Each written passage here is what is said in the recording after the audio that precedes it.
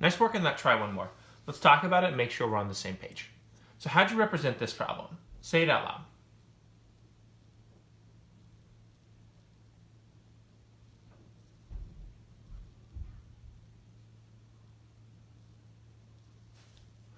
There, again, are a lot of different ways you could have done this. One way that a lot of students I've had in the past like to do it for a comparison problem in particular was a tape diagram, right? You can show Monday was 53 liters, 442 milliliters. We get that from the problem. Tuesday, again from the problem, 37 liters, 798 milliliters. And then the difference here, right, is the difference between Monday and Tuesday. It's this unknown amount, and we're trying to figure out how much greater the consumption was on Monday than it was on Tuesday. So that's the thing we don't know. Okay, so we're going to subtract to find the difference between the two measurements. And what do we have to do in order to subtract our milliliters? Take a look here. We're going to take 53 liters, 442 milliliters, minus 37 liters, 798 milliliters.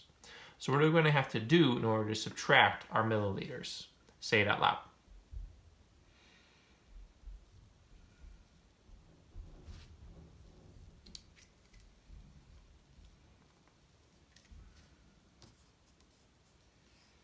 Right.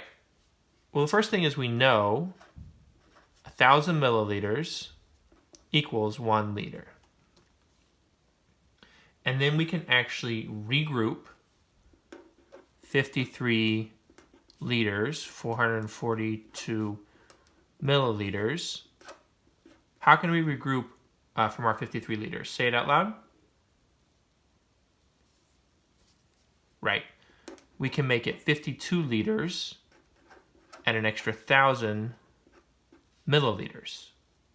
So when we do that, what is the amount of water on Monday drank going to be? Say it out loud.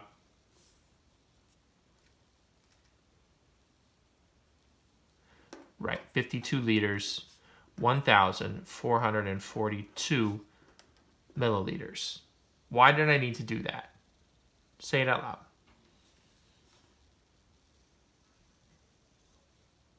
Yes, I had to do that so I would have enough milliliters to subtract 798. So now, when we set up our subtraction,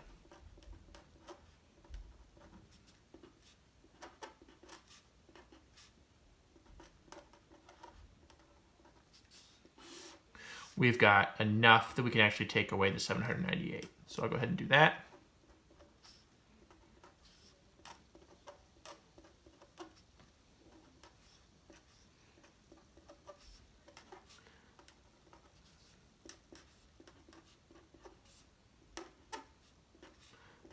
So we get 15 liters, 644 milliliters. Okay, so as you're working today, what are you going to ask yourself in order to figure out if you actually do need to regroup like we did here in order to handle a subtraction situation? Say it out loud.